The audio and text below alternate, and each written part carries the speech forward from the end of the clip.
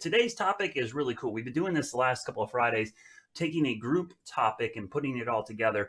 And today is going to be all about the First Warn Storm Team's most memorable weather events that they have covered. So I'm going to go first, and then we'll go to Larry, and then Iisha and Chris. So my most memorable weather event, I've got a ton of them, but to be honest with you, I would be remiss if I didn't talk about Hurricane Katrina, by far the most influential, substantial event that I have covered in my entire career when I went back to New Orleans to cover the storm. I'm going to show you some pictures from that event. Now, a little backstory on this. I used to work at WWL in New Orleans, Louisiana, before I came to Charlotte in December 2002. So 2002 is when I basically took the job. I started on air January 2003. So I'd been in Charlotte for two whole years almost. And I kept in contact. This was our sister station, so we were owned by the same company. So I kept in contact with the new meteorologist who had taken my position. And obviously, I'm still friends with a lot of people there at the station. And when Katrina was forming in the Gulf, I knew from my 4 years of experience there, it was going to be bad. So I reached out via email to the weekend meteorologist and said, hey, just so you know, if you need any help, let me know. I'll help you remotely, do whatever I can. And lo and behold, they had just lost a meteorologist, and his wife was about to go into labor that weekend. They were going to be short staffed. So they basically called me and said, hey, can you come down, talk to my news director? My boss said, get on a plane, flew down to New Orleans 3 days before the storm formed. And lo and behold, I start covering the hurricane the minute I get off the plane, rode the whole thing out in New Orleans, stayed 2 weeks covering the storm, came back for a week, went back to cover Hurricane Rita, which affected Southwest Louisiana, for another 2 weeks, came back to Charlotte, and then I went to cover Hurricane Wilma down in South Florida for our station in NBC News. So basically, I felt like Jim Cantori for about 2 months, just chasing hurricanes all over the Gulf Coast. And 2005 was a crazy year, if you don't remember. And just a couple pictures I wanted to pass along to you. This one in particular, you could see right there, right there. Look at that picture. That to me says a lot about the weather center when I got in there and just how scared. That's Carl Arredondo. He's retired now. He was my chief meteorologist. It was basically him and I covering the entire storm. Here was us preparing. We basically had air mattresses to sleep on, but we also were going to use them for flotation devices. This is where we rode the storm out, this big ballroom in the Hyatt Regency Superdome. It was not the greatest experience. Everybody's crammed in this room. We ended up having no air conditioning, no plumbing, nothing that night. This was the doorway to the hotel. You could see they were getting ready for the flood. The next day, we woke up. Everything's, no power, water coming down. We weren't allowed to go up to our rooms in this hotel. We were stuck in that ballroom for the whole time. Super loud, just loud noise. We get outside and see, all the damage from the wind. We had no idea at this point that the levees had failed because communication was just non-existent. So our goal was to get everyone together and go back to the station. So here's just pictures from that morning after it hit the parking lot. I was able to go up to my room and get my stuff. And when I went up to my room, this was the view out of my window. The windows were shattered. I had something on that table, got sucked out, and I could see the Superdome. And that's what my view from my room was, looking over at the Superdome from the Hyatt Regency Superdome Hotel, which that was the room I was supposed to be staying in. Never stayed in it, except for the first night I arrived there. Slept on the floor for weeks. Basically, this is what we did. We moved around, went back to the station, and as we're going back to the station, we start seeing how bad the buildings are. In particular, the views of our hotel that we had just come from, right there. Every single window on that side of the building was completely blown out by the wind. Rocks and stuff getting picked up off of roofs, blown into that side of the building, just shattered every single window. Those are the drapes flying out the windows. We go back to the station. We're going to start broadcasting from the station again. We really didn't know the devastation of the flooding till the following morning when we were told to get out because the water was rising. So it was, one of those experiences, that I don't think I'll ever forget, just because of all the destruction and going through that and riding it out. It was Was a crazy experience. And since I've been in Charlotte, I've had several memorable weather events, not maybe as bad as Katrina, but Matthew and Florence would be up there. Francis, Gaston with the flooding and tornadoes. Couple big snowstorms. The 2004 snowstorm in February, where we got 22 Charlotte, was unbelievable. One of the most memorable snow events of my entire life, actually, because that would have been a great storm regardless of where you live up north. But for Charlotte, it was probably the snowstorm that most of us will remember. A lot of big flooding events, a lot of heat waves. I remember some horrible heat waves and droughts hitting 104 degrees 3 days in a row back in 2011.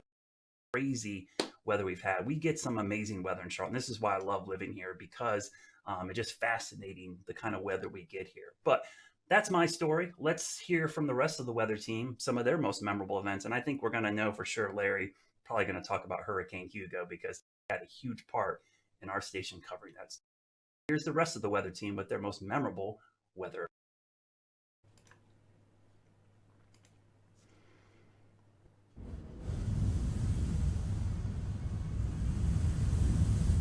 Memorable weather events that we've covered in our career. Now, since I've been here at WCNC Charlotte for so long, there have been quite a few. I made a list right here. Big snowstorms and big ice storms and tornadoes and severe thunderstorms and floods. And, well, there's one that I will never, ever forget. This hurricane.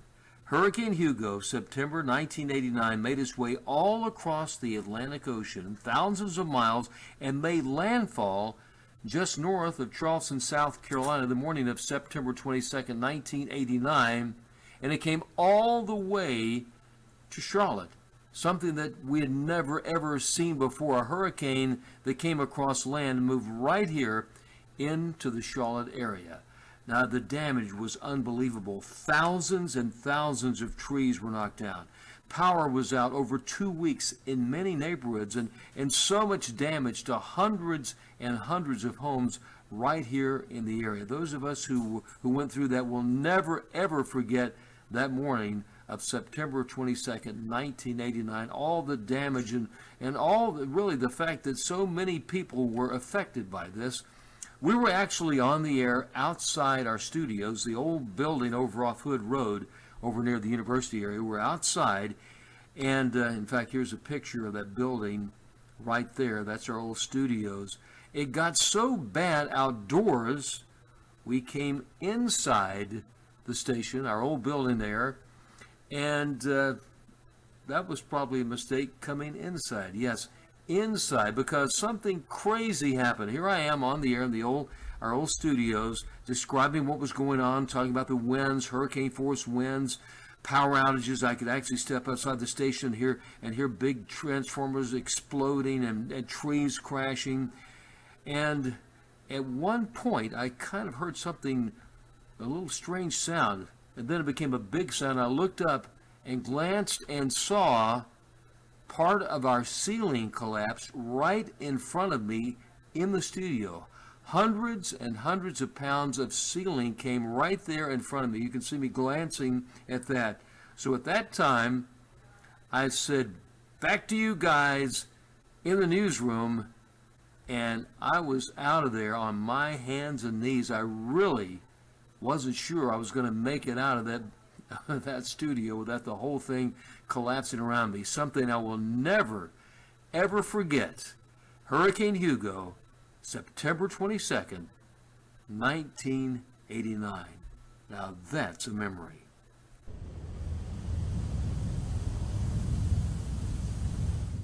The most memorable experience in my career was covering Hurricane Florence. Now, I've been covering hurricanes my entire career, so I forecasted in the mid-Atlantic, I forecasted along the southeast coast as well, but with Hurricane Florence, it was a little bit different because I was actually sent to the coast to cover Hurricane Florence, and I have never done that before that point.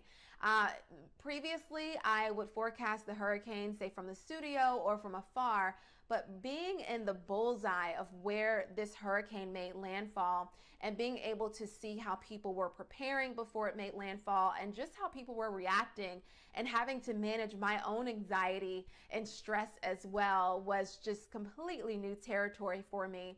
Hurricane Florence made landfall as a Category 1 hurricane actually in the Wilmington area, and I'm very familiar with the Wilmington area. I worked there for a little over 2 years, and so just being back in that area to cover this hurricane, it's something I will never forget. I do think overall, when it comes to hurricanes, growing up in southeastern Virginia, no stranger to hurricanes at all. I remember the storm that most impacted my life, I would say Hurricane Isabel back in 2003. I wasn't actually a broadcast meteorologist at that point, but I just remember how that storm impacted my life, my family's life.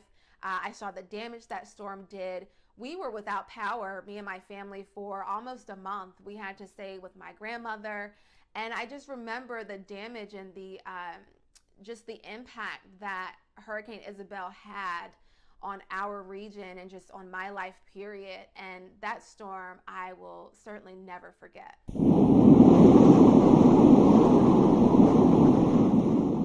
April 9th, 2011. That's my most memorable moment in my career. It was my first market, Sioux City, Iowa. I was about in year 2 of my job, and when I worked at the station called KCAU or ABC 9.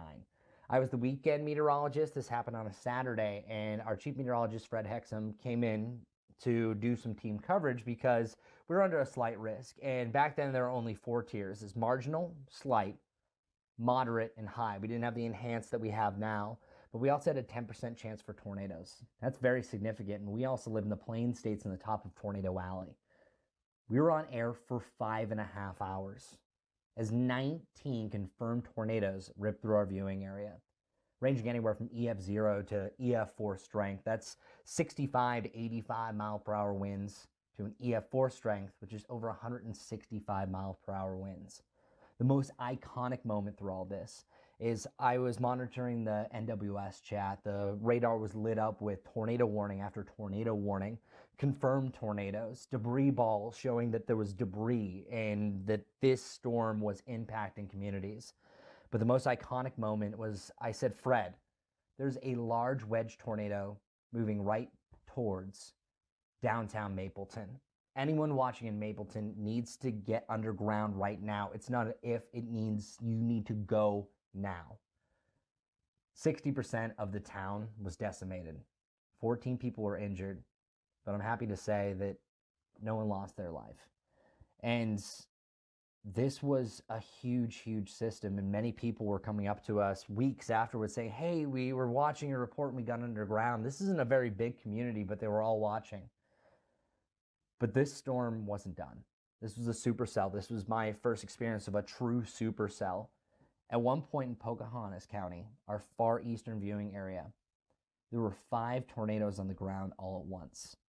I got to go assess the damage there the next day, and it's like something I've never seen before.